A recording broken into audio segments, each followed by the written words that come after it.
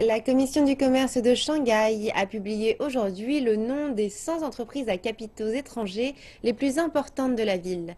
Le classement est basé sur les recettes, les paiements d'impôts, la création d'emplois et le volume du commerce extérieur.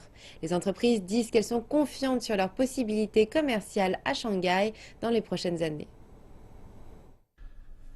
Les représentants de la Commission du commerce de Shanghai disent que les 100 plus importantes entreprises à capitaux étrangers de la ville ont enregistré un chiffre d'affaires total de plus de 2300 milliards de yuan en 2015, soit une augmentation de 1,2 par rapport à l'année précédente.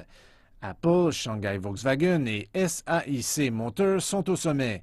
L'an dernier, les entreprises ont recruté 36 000 salariés de plus qu'en 2014. Certains dirigeants de sociétés étrangères estiment qu'il y a beaucoup de raisons pour les entreprises d'avoir des bureaux et des usines à Shanghai. Notre principale activité touche l'emballage des semi-conducteurs et de services de test qui peuvent être utilisés dans de nombreux produits numériques, y compris les téléphones portables.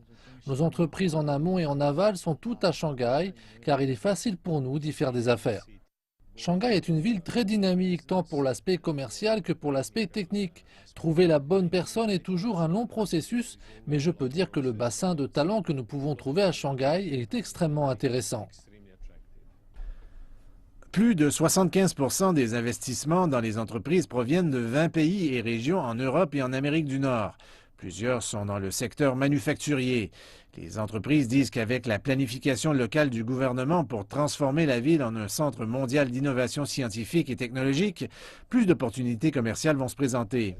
L'objectif de la ville de devenir un centre d'innovation scientifique et technologique nous encourage à investir davantage dans la recherche et le développement. À l'avenir, nous aurons des projets tels que les véhicules fonctionnant à l'énergie propre et les réseaux électriques intelligents.